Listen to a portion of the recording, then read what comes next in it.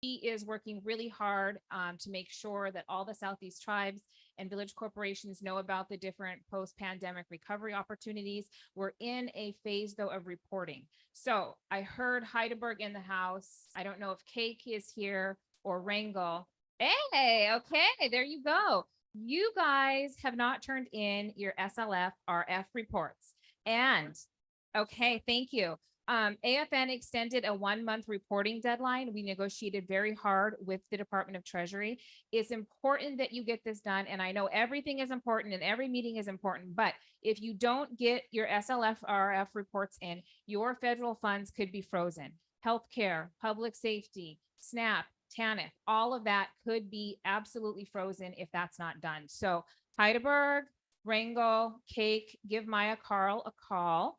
You can find her contact information on our website, and we will be coming to a community near you back here on May 26th if any of those tribes want to come for free grant service reporting help. Thank you. Thank you, Julie. Thank you, Nicole. Thank you, AFN. I'm going to invite Anthony, our CEO, to the stage. It's 2023. We weathered a pandemic, and exactly 10 years ago, the results of the company were tough 10 years ago with a significant loss we posted in 2013. And since 2013, we've been through a significant restructure on many, many levels of the corporation. And the last handful of years of the corporation, we've been on a trend in a powerful way that is making money and making a difference. And the theme is ocean health. It's something that's intuitive to us as Native people, as people of the salmon people, and it's just something that makes sense. So we're happy to deliver this report to our CEO. Please welcome to the stage Anthony Malott.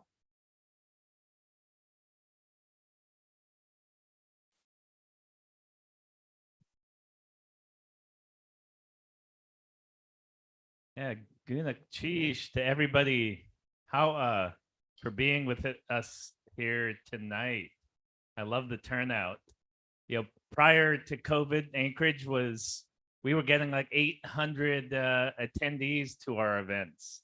And then of course, COVID interrupted that. And now I see we're getting back to normal. It's great to see the tables full. We have our agenda here, but a lot of you come here just to be together. So I hope we find that time later in the evening as well, just to visit and enjoy all of our company. My name is Anthony Malott. Ganak yuchat to a sagwadi ayachat, kwashkikwan yadi ayachat, koyakan athabaskan dutchkan ayachat. I'm Sagwadi. My Tlingit name is Ganak. I'm a child of the Kwashkikwan from Yakutat, Alaska, and the grandchild of the Koyukon Athabaskan. My mother's from Rampart on the Yukon River. Before I start my financial report, and that's really going to be my focus, we just issued our annual report. I want to make sure that I'm able to walk through the financial results that we've created not only this year, but in recent years, and what that means to shareholder benefits. I think that's the link that we have to continually show our shareholders, that our focus on financial results creates community and shareholder success. That's our mantra over and over. We care about financial success because our financial success leads to shareholder success. I'm not going to be able to dive into all of our programs and all of our partners. So I want to make sure that you have the chance to go through our information booklets.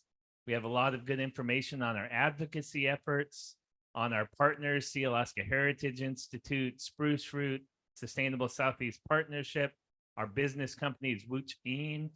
All the website information is here. So if anything is particularly interesting to you, you can dive in and get more information based off of this information booklet. And of course, we have many employees here that will be able to talk with you, as well as the board. The board understands all of our programming priorities, all of our business priorities. So the one thing that we have to start out with is net income. And so we had a drop in net income in 2022. And I need to go back to the prior 5 years to explain that drop. So from the prior 5 years were the greatest net income results in Sea Alaska's history. 5 years in a row of the greatest net income results of Sea Alaska's history. And that's because we've created 4 very strong income sources for Sea Alaska. We aren't reliant on a single income stream. And so that's, as I walk through the financials, I'm going to be a bit repetitive about those 4 income streams because I want to make sure we have a good understanding of the differences of those income streams and how each one of them creates the financial strength that Sea Alaska has to be able to weather a difficult investment environment like 2022, but also continue to provide stable shareholder benefits. And so business income, the Ocean Health Wuch'in platform, net income for our businesses increased in 2022. That's the first income source. 7J is income that we get from other Alaska Native Corps from their natural resource extraction. That went up in 2022. Investment income, which is a big part of our focus at Sea Alaska, because our investment income provides benefits for current generations and future generations. Our investment income faced a significant loss in 2022 because of the stock market and bond market. And I'll get into the details of that. But when you face losses in an investment income year, what typically happens is you get quick recovery. And we have seen that. So we believe that's a one-off event that's not going to disrupt the strong financial trends we've created in recent years. And the fourth income stream is our natural resource carbon credit income. And so the 5 years prior had significant income from our carbon credit programs. And then in 2022, we had a 1-year gap because we have 3 programs. The first 2 programs paid out from 2018 to 2021. In 22, we were working on our 3rd program, but the income from that carbon credit income isn't going to come until 2023. So the investment income decline and the lack of carbon income in 2022 were the 2 reasons why we faced the net income decline. And I'll go through the chart to express how we believe that this is a 1-year event. It's not an end to the strength of the financial trends that we've been putting forward. And in fact, our focus area, our businesses, is where we're seeing the strongest results. So if we go to the next page. So this is our operating companies. We have an operating measure called EBITDA. We focus on net income, of course. I mentioned that our business net income was up in 2022. Operating EBITDA gives us the clearest picture we have on the success of our businesses. It's a clearer picture of the cash flow that's generated from those businesses. And cash flow is very important because if the businesses don't create cash flow, the cash doesn't come back to Sea Alaska. The cash doesn't go into the shareholder benefit programs. So our focus on cash flow ties to the reality is that we need cash to run our shareholder benefit programs, and we need cash to pay out dividends to shareholders. So Joe mentioned the 8-year focus on our businesses to create stability, to create businesses that tie to our values, to create businesses that work in areas that we care about, the health of our oceans, the health of our environment. That has been stable. I hope you recognize this message. It's the same messaging we've been given year after year. We believe in this platform. Not only did we see growth in 2022, we are set up for strong growth in our business platform in 2023 as well. If we go to the next slide, just highlights revenue. Revenue going up is just another indication that our businesses are growing. It's not our focus area, but we will continue as we invest in our businesses, see the increase in both revenue and income from our businesses. And the more our business income goes up, the less effects our total net income will have from the other income sources that are much more variable or out of our control. And that's the one thing I want to express right now, is that when we think of the investment markets, our income is most dictated by the returns of the stock market. That is not in our control. We trust that over the long term, we will get a sufficient return, but in any given year, we may face losses. In our businesses, we have the ability to put forward strategic plans. We have the ability to make acquisitions, strategic investments. We have the ability to hire talented, experienced people that can make a difference and create growth in our businesses. And that's our focus. And we'll continue to see growth in that area. We'll go to the next slide and get through some of the again, going back to the reasons why we saw 2022 decline in net income. And it's the blue bar that is the most relevant. So in 2021, Alaska had $60 million in income, total income. 33 million of that income came from the investment markets.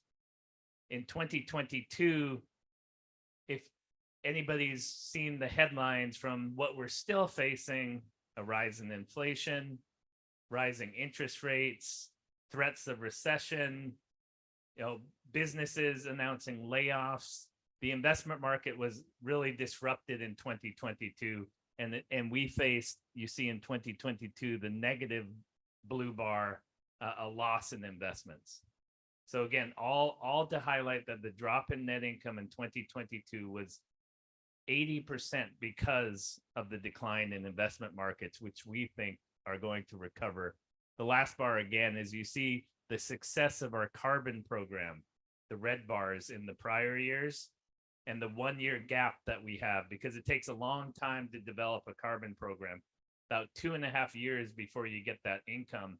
We are set to create carbon income in 2023. So that red bar will return as a significant financial strength for Alaska moving forward. We go to the next slide. This just highlights the reality of the investment market. This is the long-term history of our Marjorie B. Young Permanent Fund. This is the largest investment fund that we have. It's the longest standing investment fund we have, and it pays dividends to our shareholders year after year. You see, over time, we trust the investment market's going to provide strong return for Alaska, but we are going to face years where we see declines because of the stock market, and 2022 was one of those years. Fortunately, it wasn't as bad as 2008, which was the great financial crisis. We did recover from that, and investment returns offset that 1 year decline as well. So again, our trust in investment markets, when I get to the next slide, is a critical part of how we think about our shareholder benefits. And go ahead and go to the next slide. So we've been using the success of the carbon program to grow our investments into funds that fund shareholder benefits that our shareholders have asked for. And I'll start here. Anybody here respond to the recent survey that we sent out? We had a survey where 5,000 shareholders responded. Well, if you did, thank you very much, because that's one way that we hear from you. That survey is your voice, and that voice is telling Alaska the benefit areas that you are prioritizing. And without your voice, we aren't certain that we're hitting the mark with our shareholder benefit structures. But knowing that so many shareholders responded to that survey, we are able to take that shareholder voice and invest into the priority areas that you've put forward for us. And most recently, 3 years ago, the number 2 shareholder priority was language revitalization. The board added $10 million to a language revitalization fund. That's one of the areas of growth you've seen in our investment funds. We The shareholders asked for a memorial fund. The board approved a memorial fund. We have scholarship and education has been one of the top priorities for shareholders for decades. The board has added about $20 million to our scholarship funds from the success of the carbon programs in recent years. Thank you. In the last 5 years, just in Anchorage, there's 300 scholarship recipients, 300 of your youth that are investing in themselves, going to college, going to voc tech schools, creating strong, successful careers for themselves. So just really happy to be a part of supporting those students. And the thing about the growth and investment funds is I hope that the shareholders feel the current benefit, whether it be a scholarship, whether it be an elder benefit. We have elders trusts that pay out benefits to elders. But the power of the investment fund is that it's not just paying benefits to you here today. These funds are set up to be able to provide the same benefits generation after generation after generation. So in 30 years, your children, your grandchildren don't have to worry about whether See Alaska can continue to fund scholarships, because we've saved and invested the money, put them in investment funds that are growing. And the concept here is multi-generational benefit. We know that we want to provide current shareholder benefits, but when See Alaska was stood up, our elders, our culture bearers said See Alaska is about the current generation and future generations. And so the investment funds and long-term investing is one of the ways that we can make sure that these benefits are going to be there for our children, for our grandchildren, and for their children. If we go to the next slide. Again, just another way to look at the income decline in terms of the two income sources that created the decline. The drop in net income from investments in carbon alone was greater than the total net income drop, which means that the business income increased and 7J income increased. It highlights that when you're reliant on a single income source, if that single income source is down, we may face losses. The fact that we have multiple income sources that helped offset some of this decline means we did not face a loss in 2022. Next slide. Again, this is the most recent result, and I hope you have a chance, especially if you did the survey and responded to the survey. You know, there's slight tweaks in how this top 5 looks every year. Again, I said education has always been in the top, dividends is always in there, youth programs, but this year was a new number 1, advocating for our native way of life. All the issues that we care about, our traditional way of life, subsistence harvesting, you know, the herring management in Sitka, you know, moose harvests and cake. This way of life that we've lived forever is so critical that shareholders are saying this is the number 1 thing that we want See Alaska advocating on our behalf. Fisheries management, making sure that we have are part of the puzzle in figuring out, making sure our salmon are returning. And so the board listens. They have a policy committee. It's chaired by Wahthagadak. They're very active. They work with AFN. They work with FAI. They work with Tlingit and Haida. Jaylene Kukesh is our head of policy and legal affairs. She puts forward a lot of efforts in our advocacy. And remember, a lot more information is in the information booklet on this, but it allows us to get the shareholder voice. It allows us to put resources behind these areas that our shareholders care about. You know, of course, the financial results are dividends. They're always going to be important. Career development. We have a growing team focused on shareholder development, educational success, and career success. It starts with our intern program and our scholarship programs, but it's expanding to many additional career opportunities, not only for our youth, but for adults looking to enter new careers. And I would, if you are interested in our shareholder development efforts, I would ask you to visit My Sea Alaska and specifically look at the opportunities tab. They have constant updates on the programs that they are putting forward based off of this shareholder priority. And lastly, this is kind of the proof of what we're trying to do, which is to create stability in the benefits that we provide our shareholders. And so even though we faced a drop in net income in 2022, our shareholder benefit payout went up in 2022.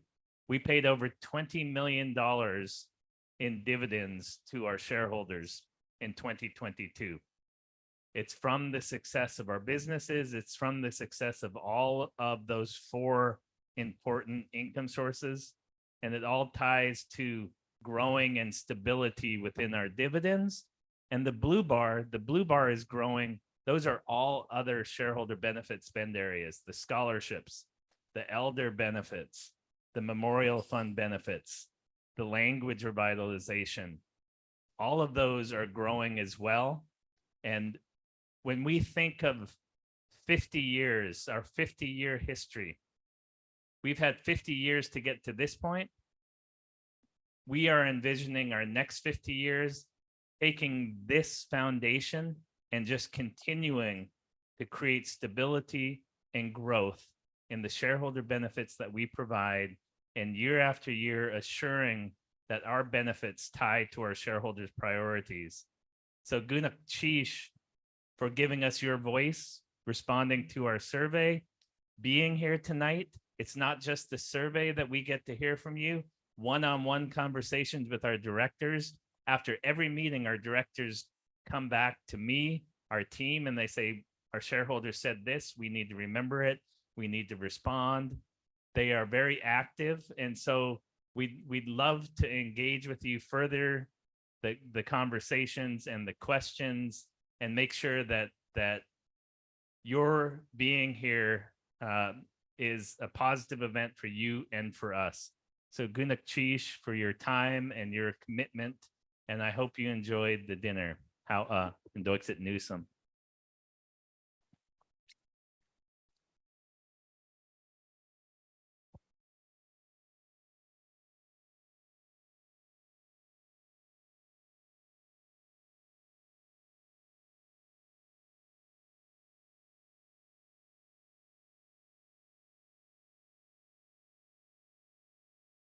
Okay, we have our Q&A MC, Morgan Howard. Thank you, Anthony, for that report. Now we are in the part of the agenda where we'll do question and answer. We have our board youth advisor, Connor. Hold your hand up. He has microphones. Yeah, he's got a live mic there. So anyone who has a question, we'll bring the mic to you. And yeah, okay. Looks like we got our first question. If you could say your name, that would be great. So we know who you are. Can you hear me? Hi, my name is Dan. My Indian name is Tafkantan. I am the Eagle clan from Sitka. And I have a great uncle, Walter Bay Williams, who's out of Juneau. I grew up in Juneau. Lived in Seattle and Anchorage as I've gotten older and worked there. And through my employer, I have a death benefit of $10,000. And as part of being a Tlingit who's proud and would like to be buried on Tlingit land, I do know there is plans or has been other land set aside to possibly build something that would maybe in the future be ancestral burial lands, or to honor the Tlingit and Haida tribes around Southeast and afford people a place to be buried. I guess my question is to everybody in here, you know, there are death benefits that are put out by Tlingit and Haida or Gold Belt. My question to everybody here is, where are you going to be buried? Or where would you like to be buried? And personally, for me, a boy who's grown up in Juneau in that rich soil would like to be buried on Tlingit land somewhere in Juneau. Sir, we see Alaska also does have death burial benefits as well, and I'm not sure if you knew that. Because you mentioned Gold Belt and Clinton and Haida. It's the Day Shoe program, and it's about 3-4 years old now. But I do understand what your comment was, which was on your ancestral land, and I would agree with that as well. That was something I would be interested in. Yeah, we know that the cost, unfortunately, for families at a time of passing have been increasing. It's good to have all these sources being able to provide support. Tlingit and Haida has specific memorial benefit support that can offer kind of just information that makes it easier, and we support their efforts. We've also asked communities if they're having any issues with space and making sure that there are the traditional burial grounds still available. And in most instances, the communities are saying yes, but some we are very willing in the future, if that is not the case, to work with our communities to make sure that there is room. Thank you for that question, Dan. Next question. We got another question over here. Oh, thank you, Matt. Okay, one of our Tlingit teachers. Good evening. This is Shirley Kendall, shareholder for a long, long time. And my Tlingit name is Shaksani Keek, Kakwantan Chilkat. I wanted to give advice to everybody that's here. And a lot of people know me as the Tlingit word of the day lady. So here's your word for the day. And it's really an easy word. Inwu. Inwu. So everybody say it after me. Inwu. Inwu. Again, Inwu. Inwu. And what that means is you get to take home everything that's left after a Tlingit party. Okay. So good luck with the cream cheese in your pocket. Thank you for Finish cheese, Shirley. Finish cheese. I've learned from Shirley during the pandemic, the Tlingit language classes were online through Zoom. So I've attended some of your classes. Finish cheese for all that you do and keeping our language alive. Got one over here, Morgan. We'll go next. Okay. Where are we looking? Oh, there you go. Thank you, Connor. I don't have a question, but my Tlingit name is Shaksanaki as well. And I just wanted to say Ganesh Chish for selecting me for my scholarship. And I really am blessed and thankful for SC Alaska for letting me continue my postgraduate education and letting me live my dreams of going to college and being another successful Tlingit Ganesh Chish. Finish cheese to you and congratulations on your progress so far. My Ganesh. grandparents are Bessie and Matthew Fred from Angoon. Thank you. All right. Thank you. The next question. Ganesh Chish. I'm Kutink. I'm from Angoon.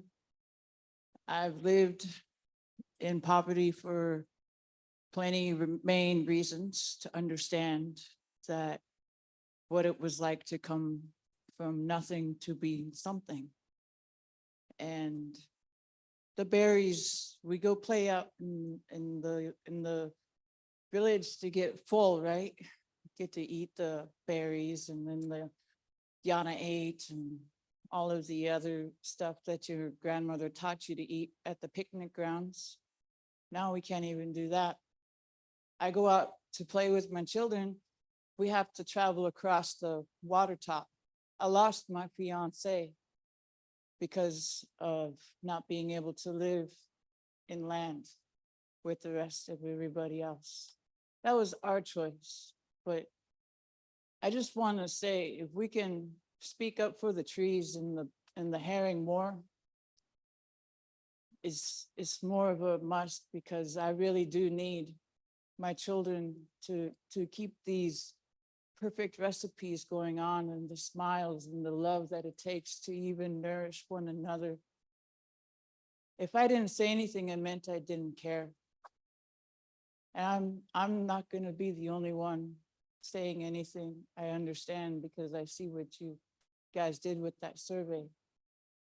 That was my main number one choice too. And I'm so honored to be amongst everyone here.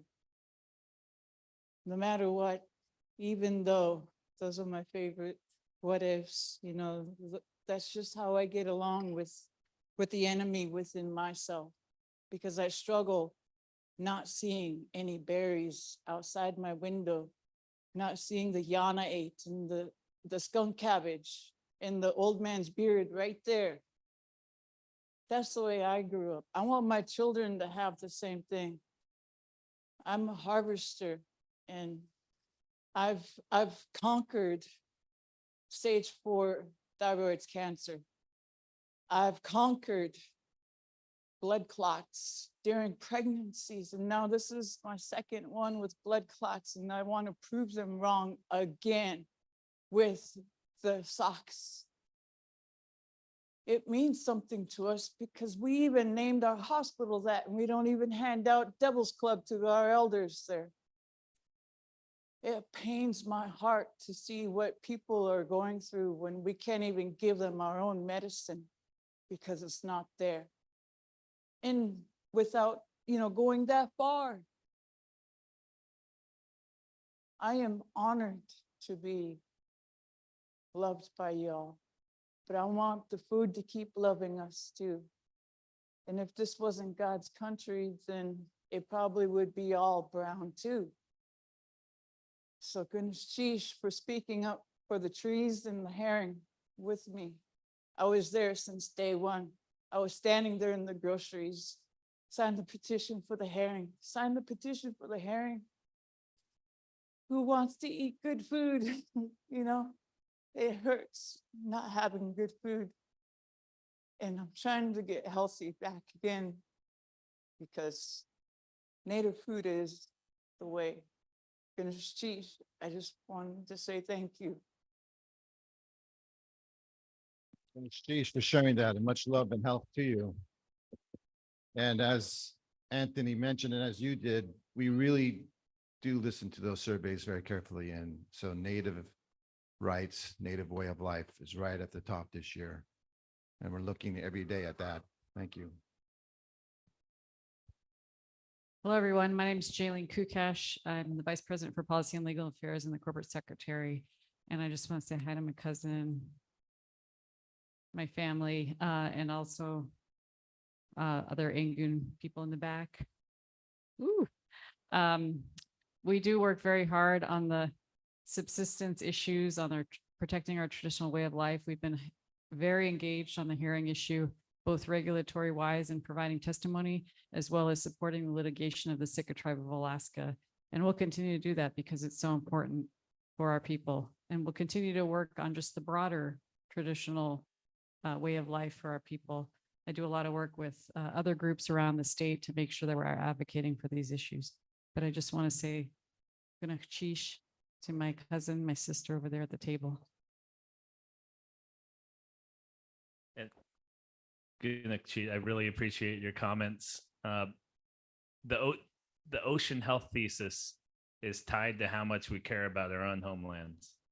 The fact that our businesses are promoting renewable energy development, that they're promoting responsible stewardship of our seafood resources. It's because our people care about their homelands and the resources within our homelands. And so that care we're doing on the business side, and I wasn't able to go over all the business slides, but wuchiin.com is the website that offers all the information on our ocean health businesses, is based off of how big of a priority our homelands and our oceans are to us. So Gunak Chish for raising your thoughts and your care.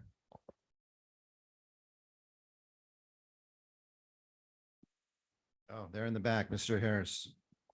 Qanashisaho, Ritske Yudo Sako, Tantakon Tekwidi Hutsit.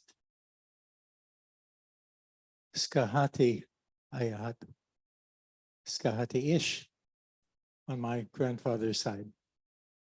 Believe it or not, the original Scottish that we called was originally Skahati. Now we know why they're so crazy. The reason I asked for a little time with you is to ask Alaska to pay attention to House Bill 169. House Bill 169 is in the House again in Juneau, and it gives the right to reseed rivers, as our elders taught us way back when. As a small child, my grandmother taught me that if I took a salmon from the mouth of the river, I had a moral and ethical obligation to that salmon to finish the journey for it. It gave us the meat to feed the family. We had to take those eggs, seed them, take them upriver, take the portion of the salmon we weren't going to eat and put it up there as well, so that it would send the next generation back. As a child, I heard the elders say 90% of the salmon they knew are gone. I'm their age now, and 95% of the salmon I knew are gone. From Ketchikan all the way to the Yukon River, the salmon are leaving. And we've forgotten the stories of the fog woman about reseeding the rivers. That story is 14,000 years old. All of us have iPhones and computers. Type in New York king salmon, New York king salmon, and you will see pictures of king salmon there bigger than any caught in Ketchikan or many of the other communities. We need to have that right back. We are the only state in the nation that makes that a crime. The only state in the nation that makes reseeding the rivers a crime. And that shouldn't be. This is our heritage, and we owe it to reseed. If it was true to teach a child that, to reseed the rivers, then it's also true for the companies Sea Alaska owns, for the companies that harvest from the ocean. There's a saying, if you're not reseeding your harvest, you're not harvesting, you're mining. And we've seen the impact of that. In Southeast Alaska, we're seeing fewer and fewer cedar trees, because they are not getting the nutrients. I would encourage all of us to become aware of House Bill 169 and ask that we join the rest of the nation in welcoming Alaska Natives and US citizens as partners, not opponents.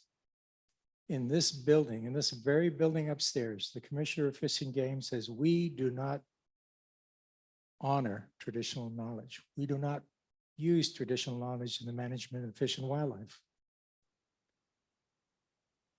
New York does, New Zealand does, other states do. So my request to Sea Alaska is please encourage the passage of House Bill 169 and give us the right to reseed our rivers without going to jail.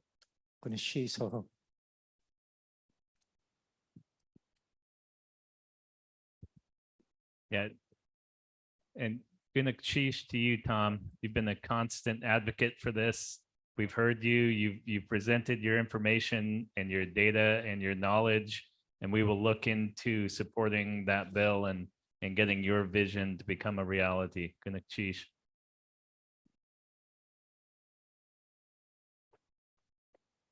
Okay, over here.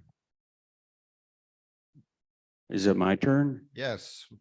Oh, What is your name? my name is George Marino. I'm a half-breed Tlingit Indian. I hope my grandfather is from Okinawa. My other grandfather is from Mexico, and my two grandmothers are Tlingit. And I just like to say I'm grateful for the food and for the dividends. I'd like to be the grateful native. I'm grateful for everything that the board of directors does and everybody that works at Sea Alaska. And since I'm an elder, I really appreciate the old people money, the extra that I get. And my Tlingit name is Shua. And I'd like to, once again, I'd like to say thank you for everything. That's all. Shua. Thank you.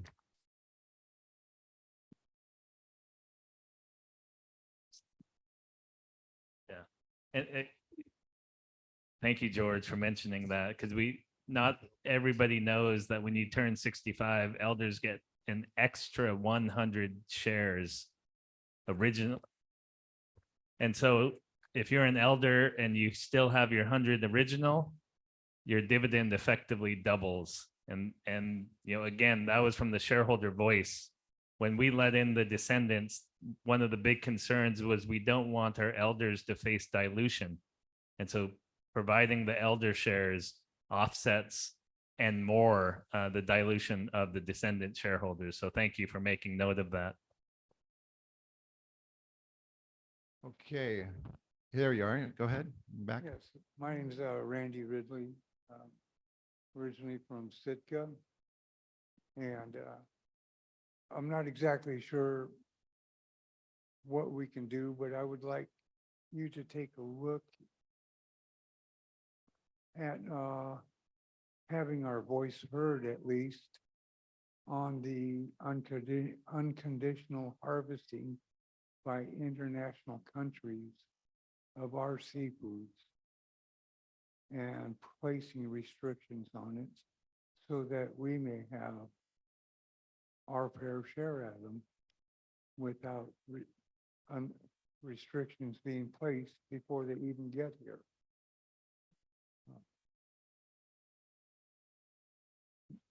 So I guess that's about it. Thank you for that. It's again, another reason why being in the seafood industry, we can be part of the management structures and we can request changes with management that we don't think is sustainable. And further, First Alaskans Institute is a fantastic partner in this area. AFN, many of our tribes working on addressing any management structure that is threatening the sustainability of our key species.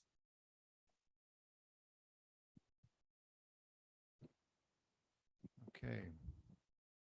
Right. Matt, where are you? There you are. Okay, over here. Oh, Irene. Hello. Okay. Hello. Hello. My name is Irene Rowan. My Indian name is Gishuak. I am from the Chilkat Valley area, and I am thankful to Sea Alaska for my dividend. And I just want to say thank you to Julie for, and going back just a little bit here. At our parties in Klakwan, we always started with the history of our people. The person that stood up first would always share the history of the people that were involved in that tribal house. And so I was very, very happy to hear Julie talk of John Brorbridge, because that great man did us such a service without ever really being thanked, in my opinion, for all he did. And I also wanted to say thank you for 7i. And I'm not just Sea Alaska, because we put a lot of money into Sea Alaska, into the 7i fund with our trees. But the other regions have been putting money into 7i, and we all share in that amount of money. And I wanted to say, particularly for Anthony, thank you to your father, for it was your father, Byron Malott, who kicked out the attorneys and the accountants in the room to come to a negotiated settlement of how 7I would be divided among all the regions. And that still holds today. And let's hope it continues to hold. But thank you to you and your family for sharing your father. But I also want to ask See Alaska at some point if they would, at their meetings, thank the other regions for the amount of money that they have been putting into 7I. Thank you. Thank you, Irene. And thank you for sharing that history and for making sure we all know about it. You know, with 50 years, now it's been 50 years since Sea Alaska has been a corporation. We have been reflective these past years. And you're absolutely right about the beginning and how many challenges we had, especially with figuring out 7I. But I got to talk to one of the attorneys who helped write the actual legislation, and Sea Alaska and the native corporations were set up to assimilate. The original Alaska Native Claims Settlement Act stock was going to be for sale. That was how it was set up. But like you mentioned, Irene, a lot of folks came in, like Byron Malott, and really saw that as an issue that had to be addressed immediately. And the 91 amendments came about. And now it is not possible for stock to be sold. And we have a lot of more protections over our native land that we did not have before. So yes, we do have a lot to be thankful for those early leaders. Thank you, Irene. Appreciate that. And we have Connor in the middle. Thank you, Connor. Hello, I'm Randy Johnson. My father was William Johnson from Angoon. I'm Gitsbawida, Kilauea from Tsimshian, adopted Deshitan. Clan name is Canucks. My father was Kagwantan. What I would like to see is a move towards tourism and possibly working with other corporations in Southeast to create a living village. And it could be multifaceted, and that it would be like a cultural camp for the youth to come participate, learn how we collected foods, put them up. And it would also be a place for the artists to come to show the tourists their wares, show them as they're making them, the carvers, the painters, the bead workers, and also utilizing that to teach those that were interested, whether it's youth or adults, and also incorporate a salmon bake into that, having an all-around tourism, showing what our culture is, showing them that we're a vibrant, living culture. And, you know, having a place wherever on in Southeast on native lands, but incorporate also like some of the dance groups to come out and perform, and, you know, be able to show tourists that we're not just something in a book you can find somewhere, but that we're a vibrant living people, and, you know, show and teach about like all our different clans, and that people from different areas do have some differences. But, you know, I could see that as a big draw for the tourism as it's increasing, that if we were able to create that, it would teach things on so many levels and incorporate people from all over Southeast that were interested. Thank you for sharing your thoughts, Randy. And also thank you for sharing your Tlingit name and others who have done the same. It's good to hear that. Yeah, I like your line of thinking. There are lots of great parts of our culture to share. And Sea Alaska is not invested into tourism at this time, but that doesn't mean we're not looking for good opportunities. And when we have the right fit, then that is something we'll explore. Looks like we might have maybe one more and then we'll move on with our agenda. Couple more, okay. Good evening. My name's Tagak. Tlingit name's Tagak. I'm from Cake. My question is to the board and the people. As we've been seeing on the news, commercial fishing is taking take another big hit. And a lot of our people, our brothers and sisters, there's a way of life fishing. They have bills to pay. They have families to feed. And now the commercial fishing is going to be shut down in Southeast, only Southeast. Why can't we as people speak up for our lives that they're interrupting again? They're doing so many different things. And this one's going to put a big hurt on all of us. Chief.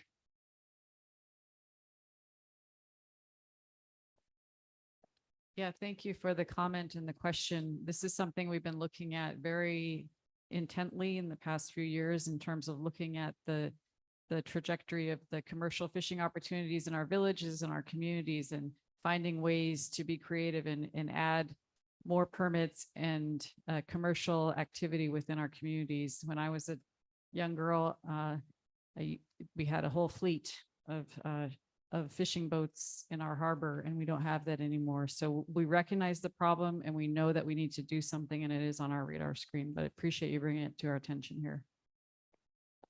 We got one over here. Over here. Hello, my name is Dalina Mahi. My Indian name is Jadilan. I am from Heidelberg. I was born and raised in Washington. Today's May 9th, 49 years ago. I was a Sea Alaska shareholder member. My father died 1 year and 4 months after he died. His dead signature came out of the grave, signed a piece of paper, and put me in 13th Regional Corporation. When I turned 16, I literally moved to Juneau because I did not want to be in this corporation. I went to Sea Alaska, and I was told, because I was a minor, even though I was living on my own, that I could not be dealt with at the Sea Alaska Corporation because I was a minor. After my mom passed away, we had a cousin die in Seattle, and he had 100 shares. One half of his family was white, so they were given 50 shares. The other 60 something of us got to split the other 50 shares, so I got 2 shares. So I was allowed to come back to Sea Alaska. I asked the president in 1976, why was my dead father's signature signing me into a corporation that I don't want to be in? And now that I'm acting as an adult, emancipated, why can I not be spoke to? I was told I had to come back when I was an adult. So at 19, I went back to Sea Alaska. I was told they've never heard of me. They never had shares in my name, even though I had birth certificates and proof. And I said, so does that, and this is a long time ago, that means I was left out? They had no answer. I was told to come back. And then when I did, I said, can I sue you guys? Because this is supposed to be for me. I'm Native. They said, no, it's been past 2 years. You can't do nothing. Then the left outs come along. They get 100 shares. And then it was passed that the elders, they get 100 shares. But for me, who wants to be Native, who wants to have a corporation, who wants to have someone backing me up, no response. Nobody answers the phone. Nobody returns my phone calls. I feel like my name is blacklisted in Sea Alaska. Today's the death of my father, and it stirs it all up again for me because it makes me feel like nothing. I'm landless. I am without a corporation. And Lincoln Haida says, because you live in Anchorage, you're not even in the tribe. In Anchorage, Lincoln Haida have a tribe here, but I live in the valley. I can't even get native food. You know, there's so many people who feel shunned, but to have your own people shit on you. And all I wanted to know is why? Why can't you recognize me as a human being? Why? Why can't you pick up the phone and return phone calls even if it's gonna be hard on you? Why?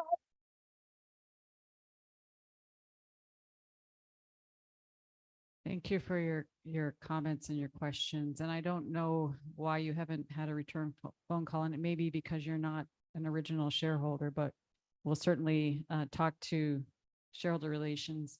The issue with those enrolled in, I hear you, but the problem is that we at Sea Alaska, we don't have control over who are original shareholders. Unfortunately, the BIA was in charge of the original list. If you weren't on the original list for Sea Alaska that the BIA created, we can't add you to it as an original shareholder. It has been done before. It takes an act of Congress. It's not us.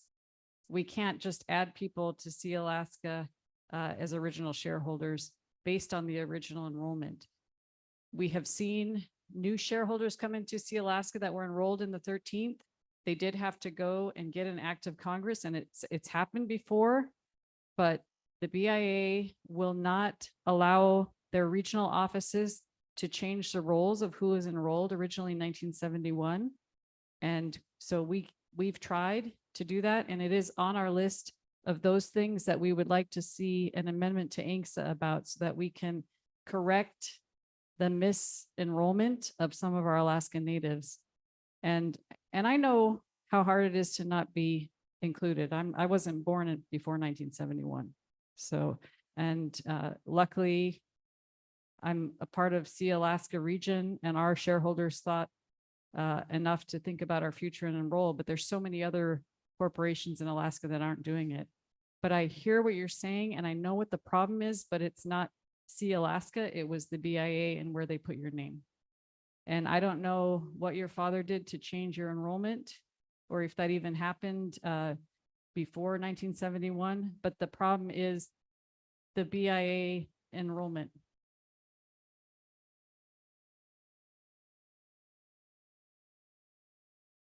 I hear you, but we have to deal with the BIA and the legislation. Right. Yeah, I'll come and talk to you afterwards, and I can get more your name and your information, and we'll chase this down and we'll figure this out. But thank you.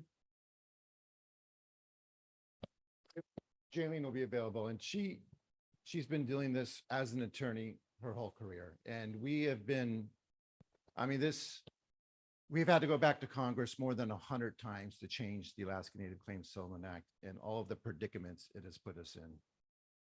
So I'm really sorry to hear your story. But the way you feel with Sea Alaska is the opposite of what we want. We want you to feel loved and welcomed. I don't care if you have 1 share or 1,000 shares. You're a Sea Alaska shareholder.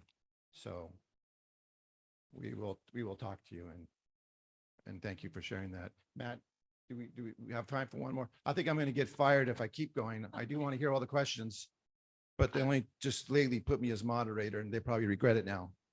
I'll make it quick then. Oh, yeah, you take your time. I mean, it doesn't mean we're going to cut off. We can always come back, but we also have, Well, and I'll take another 30 minutes. and then. we're not leaving. I'm not leaving. Ganashish, good afternoon. My name is Frances Andrews. I think I'm not enough Tlingit in that I'm terrified with public speaking. I forgot it was a business meeting and that we could ask questions. So I have 2 questions, or 1 question and then a request. I know there was a comment earlier about May 6th being the day after Cinco de Mayo, and May 6th for me is the day after MMIW. It's a big day for the work that I do, but it's also a big day for our neighbors. and our families and the impact that we have across, or the impact that we see across the state and in our communities. I did see that Sea Alaska Corporation made recognition on your Facebook and made a small donation to some nonprofit organizations in Southeast. So my question one is, what other efforts is Sea Alaska standing behind to support MMIW?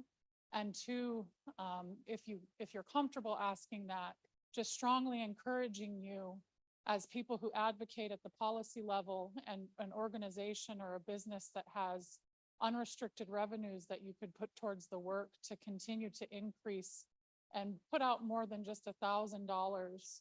I know that our tribes are responsible for our social services, and I know that our healthcare systems are responsible as well.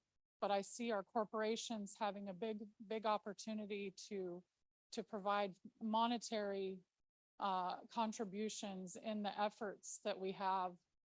As I was preparing for that day, for the work that I had to do in our community, I looked again at the statistics, and we have more than 300 missing people reported in the state of Alaska that are Alaska Native or American Indian. And more than 85% of our families are experiencing domestic violence. And I know this is a business meeting, but I really, really want to ask our corporation and other corporations across the state, with the resources that you have, please provide more than just $1,000 donations to these nonprofit organizations serving our families. And please contribute more than just to shelter services. That's a place where that impact can be made, but there's upstream work happening at the policy level that we can't use federal funding for. And that's all we really have in that work. So Ganeshish for hearing me, and I would love to know if you guys are doing more work in that area.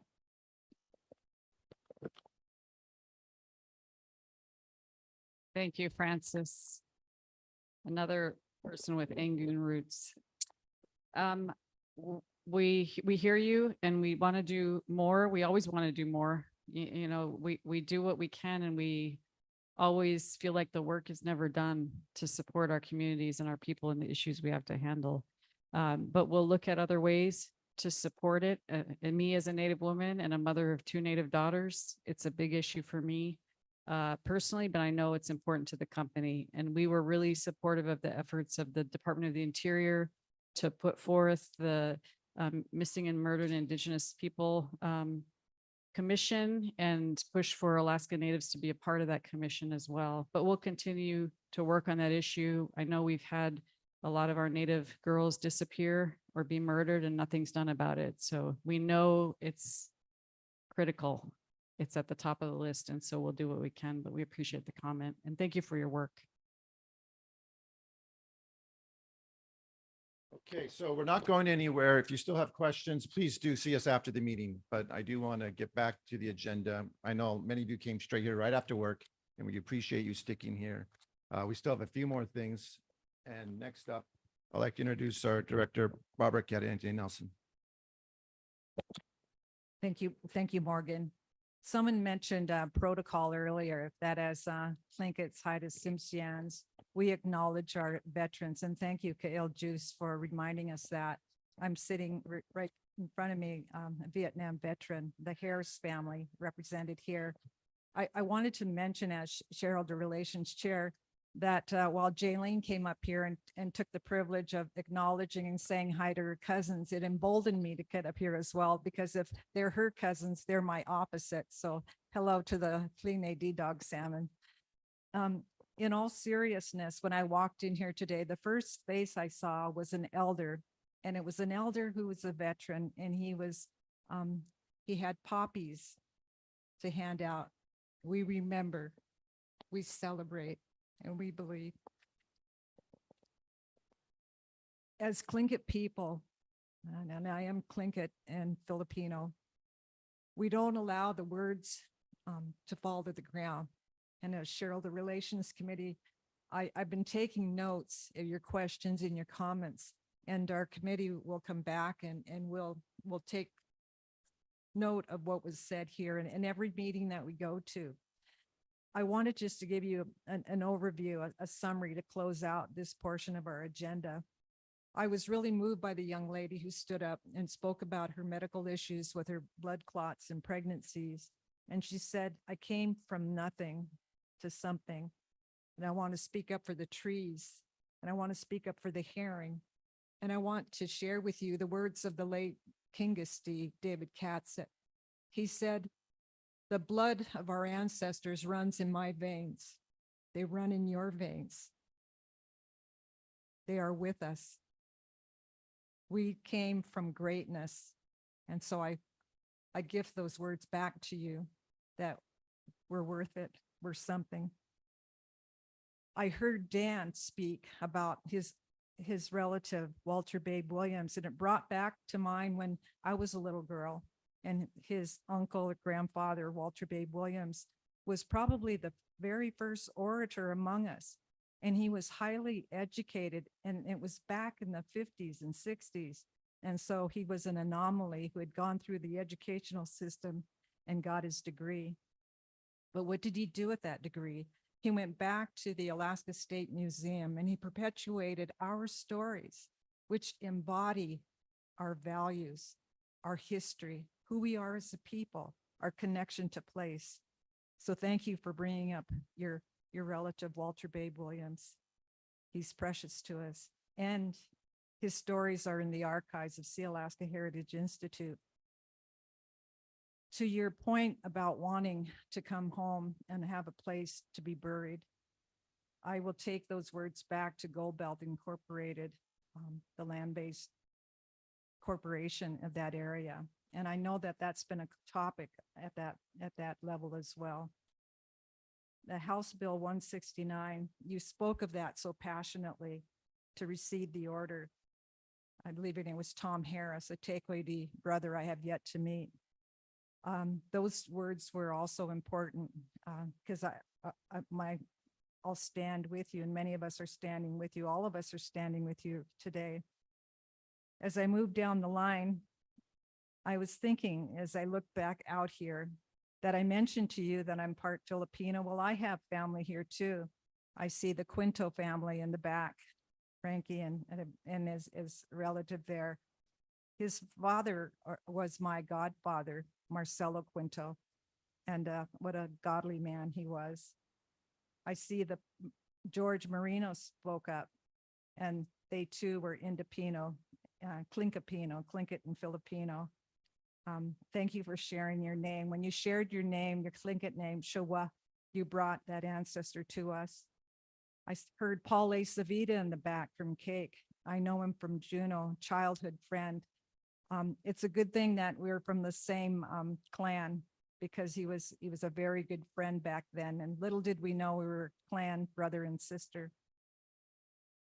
Also, for many, many years, this place has been home to my aunt Hazel Ichtenlock and her son Myron and his family still live here. And she passed away here. To wrap it up, and there's so many other, and I took note of everything that was said here. The ask for a living village. Those villages still through Southeast are struggling to stay alive. And we need you all to come home from time to time and to eat the fish and to smell the beautiful air there. I mentioned as I walked into, I saw that halibut hat way back there. Those brought back the days when I was a teenager, and the sounds of Santa Kahini, Juneau, were alive with the sounds of halibut boats and seiners and you name it. And so I'm happy you're hanging in there with that halibut hat, because that's our history too. When I was a little girl, my sisters and I would have to go through a gauntlet of bullies in the neighborhood who would call us names, derogatory names, because of our nativeness and probably because of our skin color, which was part Filipino. And they were hurtful names. And I remember coming into the house, and my father, a very honorable, dignified man, asked me why I was crying. My sister Andrea was a little older, wasn't crying. My sister Ronalda, who was taller but younger, wasn't crying, but I was crying. And he said to me, look out the window. I told him what had happened, that grass was in my hair, mud, rocks. And he said, stop crying. look outside the window. You see that, those 4 posts? He says, these are the corner of our home. Mom and I work hard to feed you and clothe you. This is your home. You belong here. That was in the 50s. You belong here. This is your home. That still resonates among our young people today, and that's what they're saying. This is our home. We belong. I would like to say to the young lady that stood up, happy birthday.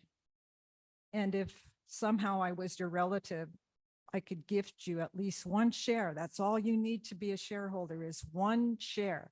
And hopefully you have family that are Sealaska shareholders that can gift you. And if not, I'll get your name and I will write you down as an heir of 1 share when I pass on, because you are right to cry. You are right to cry. You're one of us. And I know it's not because it's the dividend that you seek, but you want to belong. And you're here with us and you do belong. So with that, this is a business meeting. And so Frances, thank you for reminding us that. But I also want to say that Frances, as she stood up, I saw her grandparents, Ike and Fran Cropley, and they were always standing, encouraging us young people to get up and speak and to advocate and hold each other up. And that's why we're here. We're here because a new director said, you know, I'm amazed how much conversation occurs in this boardroom among the directors. You always have the shareholders right at the center of your conversation. And it's true. And so we come here to listen to you.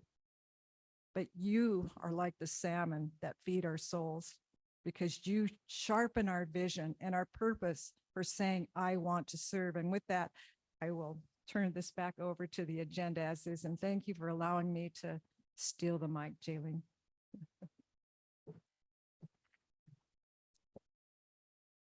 She knows full well I can't say no because she's Taekwondo, which is my father's people. So I can never say no to her. So again, I'm Jaylene Kukash. I'm the Vice President for Policy and Legal Affairs, but my other important role is Corporate Secretary. So I have to make sure that we administer our annual election at Sealaska. So you all should have received your proxy and proxy statement and annual report, or at least a link to it in your emails. You can also get it on mysealaska.com. It was postmarked last Friday, so if you haven't seen it yet, watch for it if you're still getting paper proxies.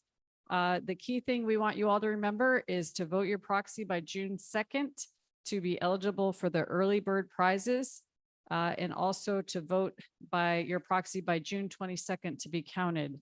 Otherwise, you have to travel all the way to Klawock, which is probably fine for some of you, to vote in person at the annual meeting on June 24th. Last year, we had a 61% voter turnout, and so I think we can do better. I know we can do better, so I encourage all of you to vote. Tell your friends, tell your family that this is important and we need to vote.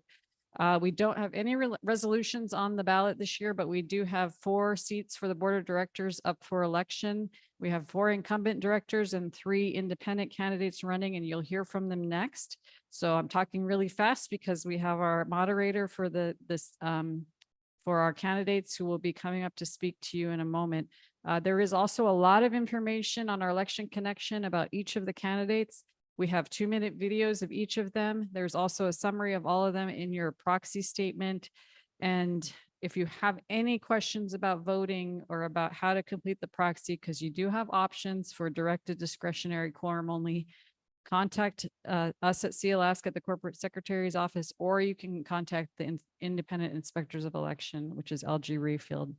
But my key message to all of you: vote, help us reach quorum quickly, and let your voice be heard. So with that, I want to hand it off to Waflagidak to handle our candidate speeches. Good afternoon. Jaylene. We did an amazing job in LA of everybody staying within their 2 minutes to speak. So let's keep that going. Everybody, all the candidates, all the independent candidates, as well as the endorsed candidates, you each have 2 minutes to to speak. As Jaylene said, everything that you would want to know in addition to what they're going to say on this microphone today, you can find a lot more online, but a lot of them are here. Have a conversation with them, get to know them a little bit, ask them important questions that you care about as shareholders. So with that, we have our first independent candidate that I'm going to ask to come to the mic, Patrick Anderson. Are you ready? Please help me welcome Patrick Anderson. You have 2 minutes. Jaylene's gonna put a hard stop. She's got a stop sign ready to call you out when your time is done.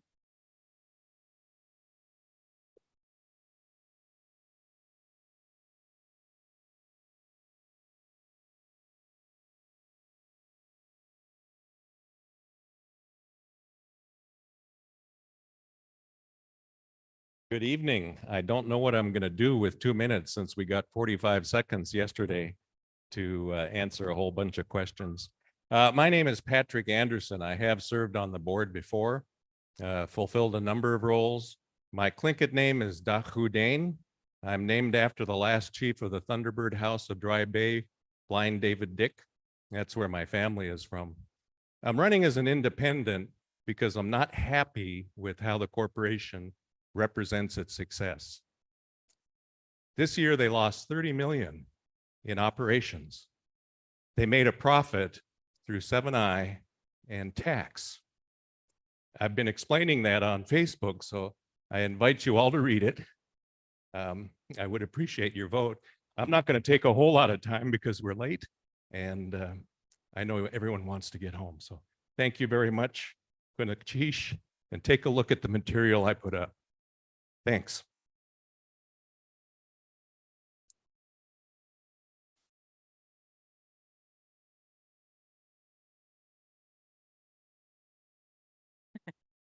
All right, thank you, Patrick. Just want to remind folks, there was a candidates forum online yesterday. If you missed it, you can still watch that video. It's online at mysealaska.com, and you can rewatch that video where all of the candidates got the opportunity to answer quite a slew of questions. Next, Monaco Ortiz couldn't be here, but I believe we have Rosemary Hotch speaking for him. Yes. Okay.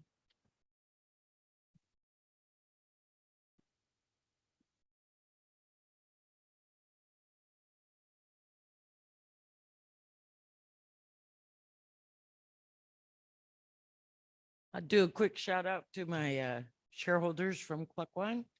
I'm the Cluckwan Inc. president. Most of you know my daughter Tasha Hotch. She knows Monaco Ortiz, and he needs someone to read his speech. I'd vote for him. He's pretty good looking online. Greetings, Anchorage shareholders.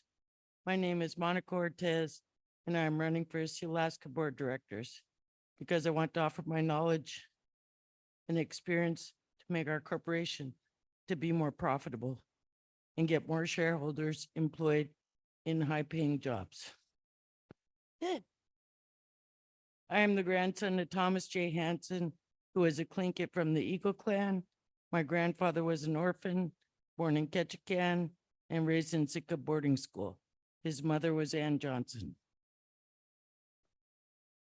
Our people are smart and can impact the world in ways we have never seen. We're doing good work, but I know we can do better.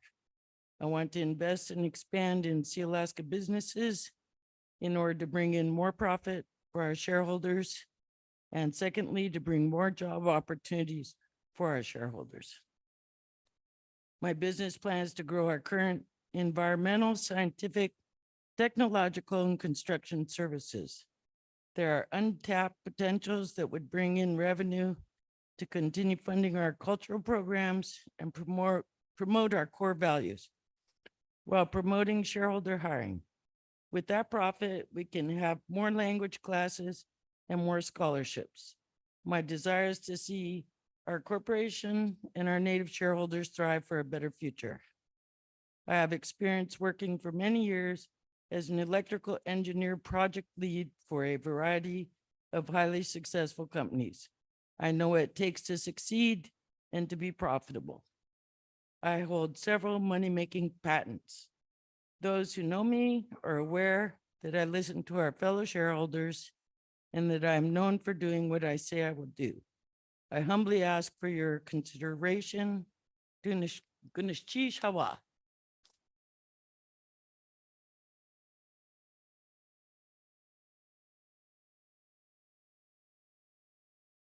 Sheesh, Rosemary, thank you for doing that for Monaco. I want to say that you came in like right as the buzzer was going off, and Monaco did too in LA. So good job. We have Charles Skolka Jr. Is anybody here to speak for Charles? Okay. Just a reminder that your proxy statement has a lot of information about Charles. He was on the candidates forum last night where he got to share a bunch of his perspectives on things. So please check out all of those different resources. And I just want to say hi to the over 400 people who are watching online right now. That's a huge turnout considering there's hundreds of people in this room too. So hello, everyone. Now we have the endorsed candidates. First, we're going to have Morgan Pagat-Keen Howard. Run faster, faster, Morgan.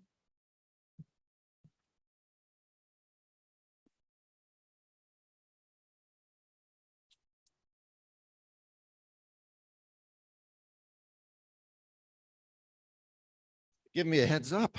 Gonna start meandering my way up here. Morgan Howard. I've been on the board for nearly 6 years. I've been the chair of the finance committee and also chair of the communication subcommittee. So when I'm in Anchorage here, I think of the other Native corporations, and many of you probably belong to other corporations as well, like Siri.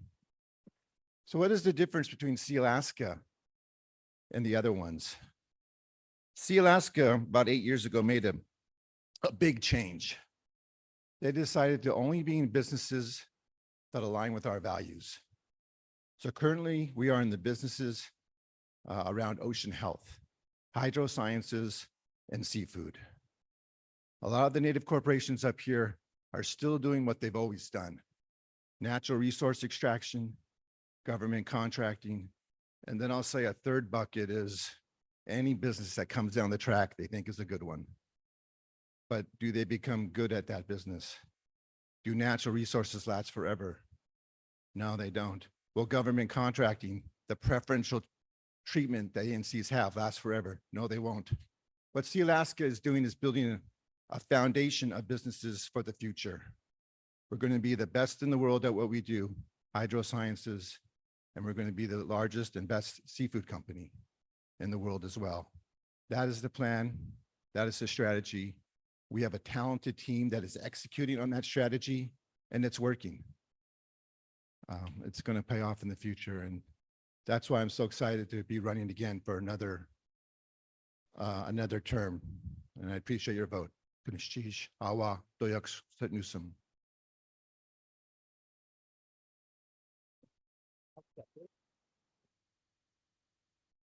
Just want to say that I am the best moderator because everybody's been falling within their time limit.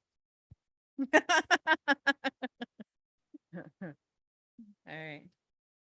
Now we'll welcome Lisa Kiljuiceling.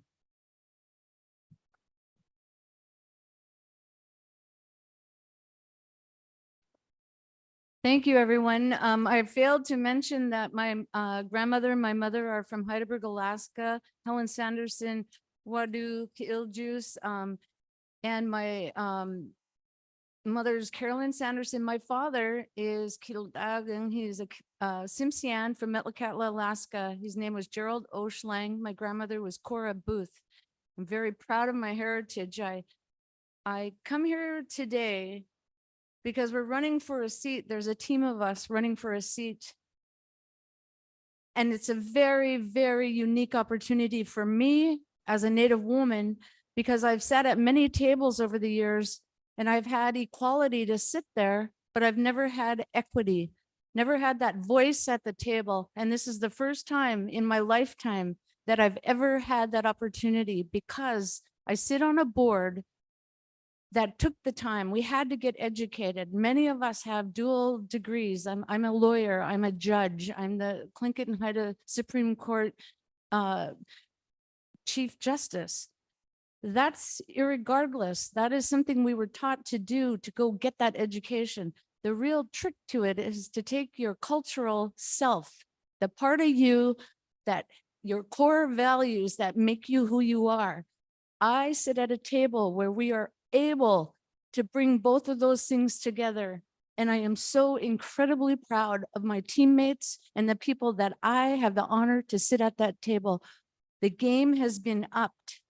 We've taken our educations, and I can honestly say my teammates' cultural opportunities, and we apply them. We're thinking not of ourselves, not I, me. We're thinking community. We're thinking our children. We're thinking our great-grandchildren down the road.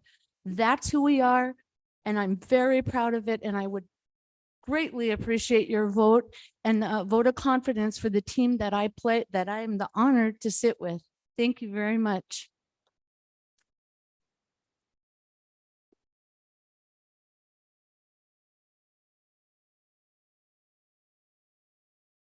All right. We heard from Angela Saduu earlier. She had to go to her children's play, but we have Vicky Sobolov here who's going to read her statement.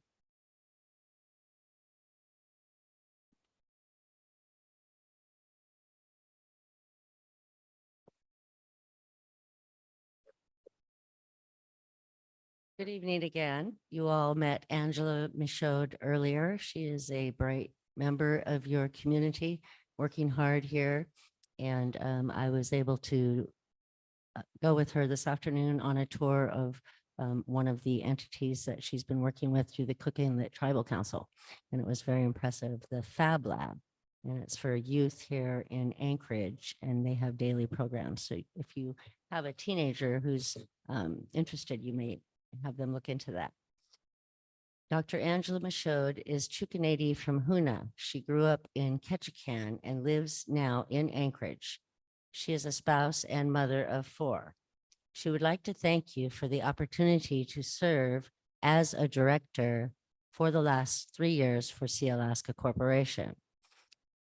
She is currently the Senior Director of Recovery and Reentry Services at Cook Inlet Tribal Council in Anchorage, Alaska. She has her own private residential and commercial real estate business. She has a bachelor's in science degree, doctor of chiropractic degree, and a master's in business administration in international business. During the last 3 years' time, Sealaska has added virtual meetings, community meetings throughout the year, not just at election time. Sealaska has also made donations for language learning. Sealaska has made donations to Sealaska Institute, Heritage Institute for cultural activities that they use then to get more matching funds. Sealaska donates to the Spruce Root, which helps grow our Southeast Alaska businesses, which also exponentially increased funds with matching agencies. Sealaska has gone into international business, and Angela Michaud has her MBA degree in international business. Sealaska is focusing on ocean health and making money. The businesses Sealaska owns use all the fish, so have no waste. It is a great model we can learn from and bring back to Alaska. The board is strong and works well together. They are getting things accomplished in business as well as social supports for our communities. Please vote today.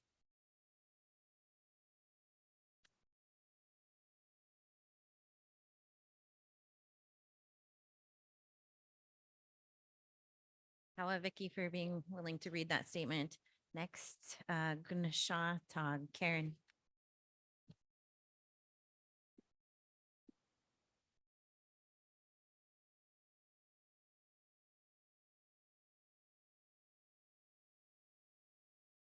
Last but not least, again, my name is Gunesha Nahadi.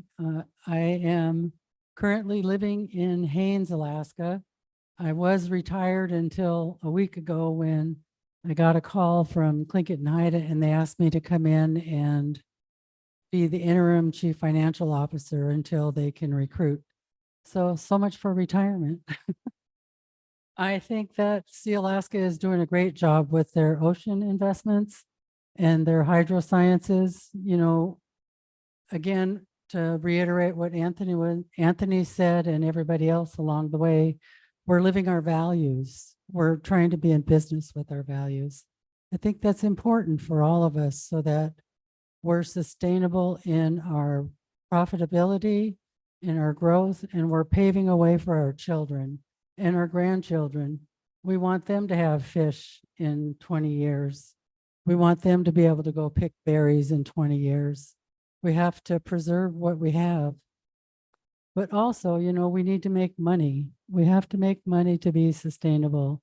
We can't contribute to Sea Alaska Heritage or make donations to any of the great programs that are out there unless we're profitable. And I believe that Sea Alaska is on the right path for continued profitability. This last year was a little tough, you know, the market. I mean, if anybody has a 401k or a 403b or any kind of retirement, if you look at your retirement now, it's probably at the end of 2022, it was probably pretty sad. But the good thing is we're recovering in the first quarter of 23 with the market anyway. And the supply chain is improving a little bit, but we all know how everything is getting expensive or has been expensive. When you go to the grocery store, what used to cost $2 now costs $3. So I'm getting the buzzer. I have what, half a minute left.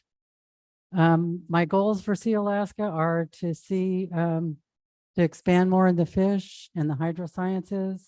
I too would like to see some investment in tourism and to grow more businesses in our southeast region, or at least in Alaska. I encourage everybody to vote, and please vote for me. Goodness cheese.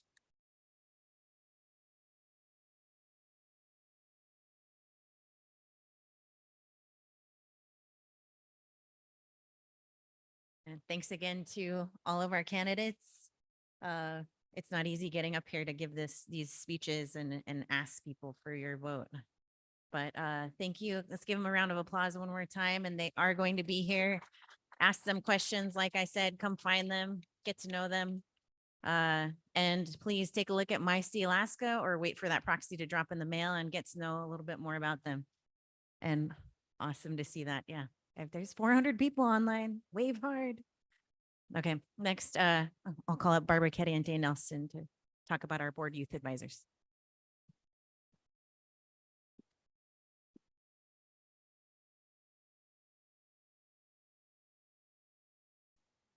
The good thing is I am part Filipino, so I think I can do this within 2 minutes.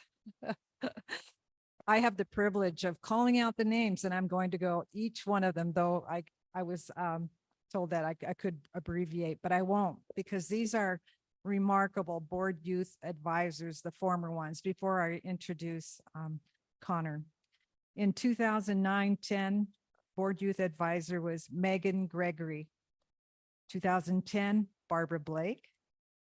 2011, Ralph Wolf. 2012, Madeline Sobolov-Levy.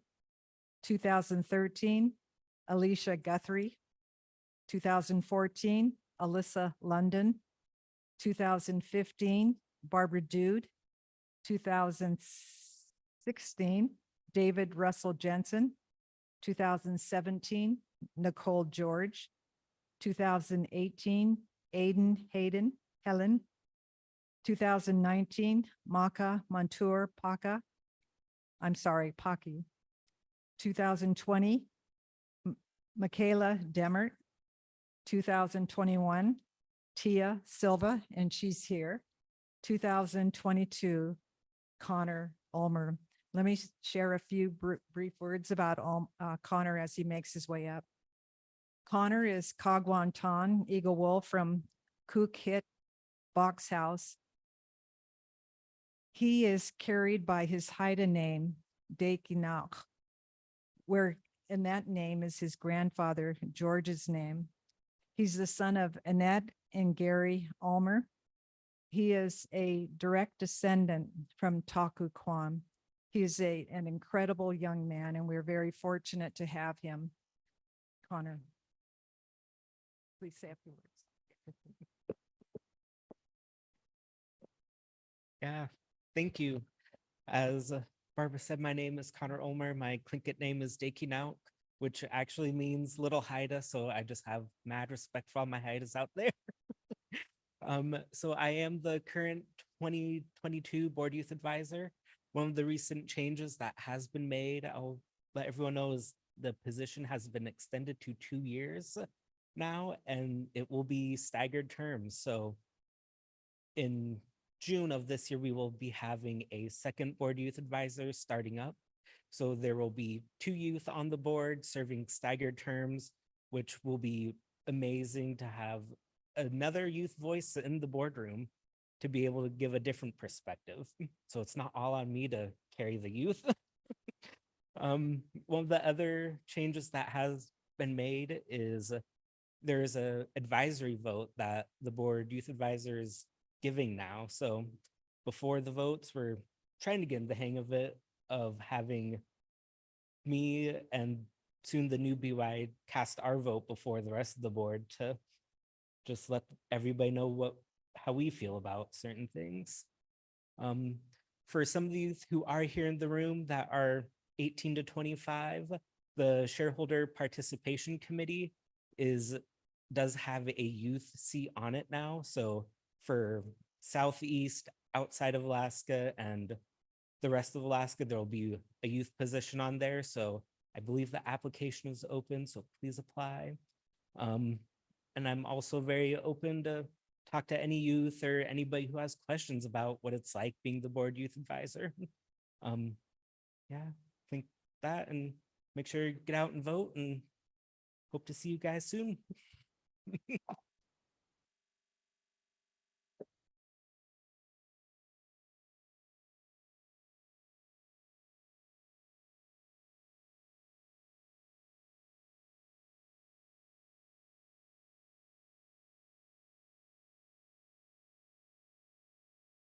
Okay.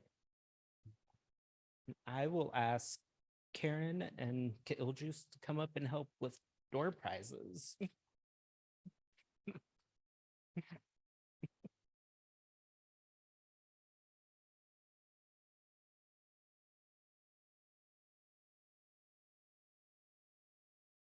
So we can just go back and forth, and make it interesting. Okay. We have a plan of action here. The prizes were drawn based on the enrollment, is that correct? When you walked in the door and registered?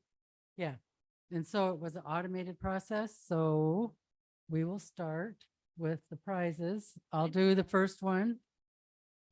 Oh yeah, directors, can you come up and help distribute? So raise your hand loud, high, and yell bingo.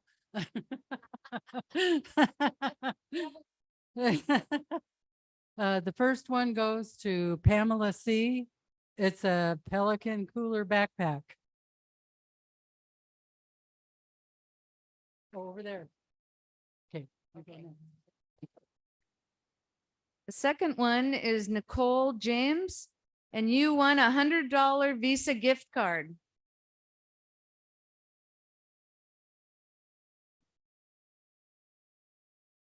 Next is Tara Edenshaw, and you won a Sea Alaska backpack.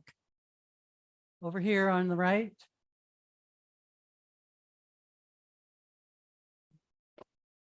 The next one is Maria McCluskey, and you won $100 Visa gift card. Where are you? Oh, okay, there you are. Congratulations. The AirPod.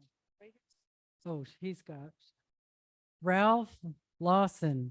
You've won an AirPod.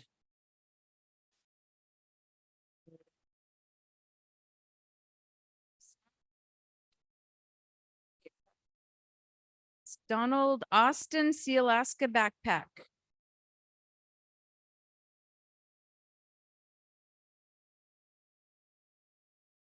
Travis Janich, $100 gift card, Visa gift card. In the back? Oh, over there, okay. Diane's daughter Lauren Wallachie, she won a seafood basket to be mailed. Sorry, that's like paying after fishing. Okay.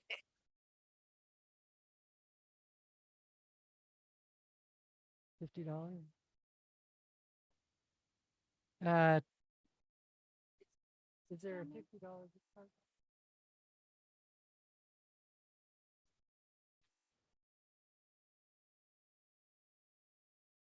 Okay. Gary Thomas, a Pelican cooler backpack. Oh,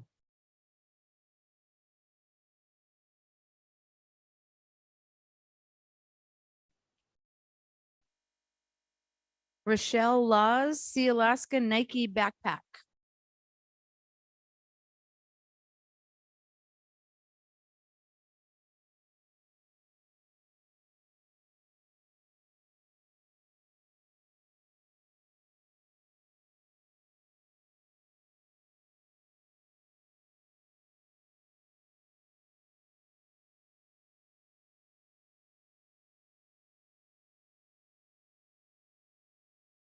Rhonda Jamestown, a cooler tote and Sea Alaska hat.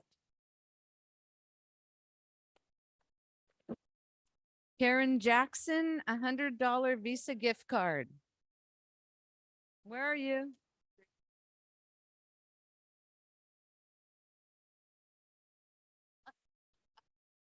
That looks like the fun table. Yeah. Mary Savage, a seafood basket to be mailed. Mary Savage. And then Kyle Cartidi, a seafood basket to be mailed over there. It'll be mailed to you.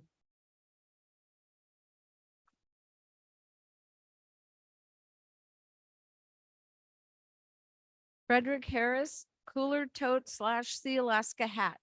Yay, our vet in the house. Yeah, that worked out really well.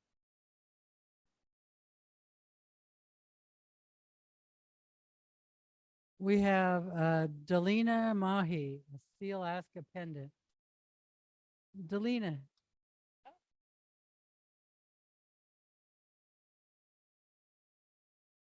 Okay. Okay. So we thought we lost a gift a gift. Tamara Paul, $50 gift card and 2 jars of smoked salmon. Tamara, over here.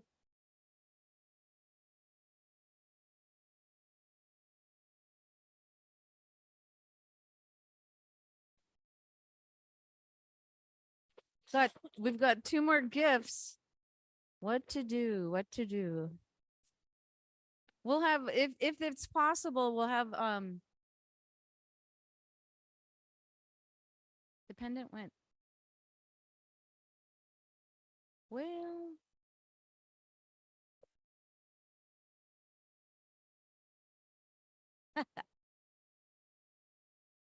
yeah, who came the furthest? All right, there you go. There's one. I believe you. Tell her you came from Mangoon. Yeah, Kayla's new. Yeah. Some of you drove a long distance to be here and we pay you mad respect for that. Okay. Oh. Shirley Kendall, we voted and you won. I'm sorry, I think we should honor her. Yeah. Thank you. Thank you for all you do, Shirley. How are we doing on our agenda? Is that it? Okay. What? Our chairman, Joe Nelson, is going to come up and close out. Thank you, everybody. It's been amazing to be with you. Goodness cheese, everyone.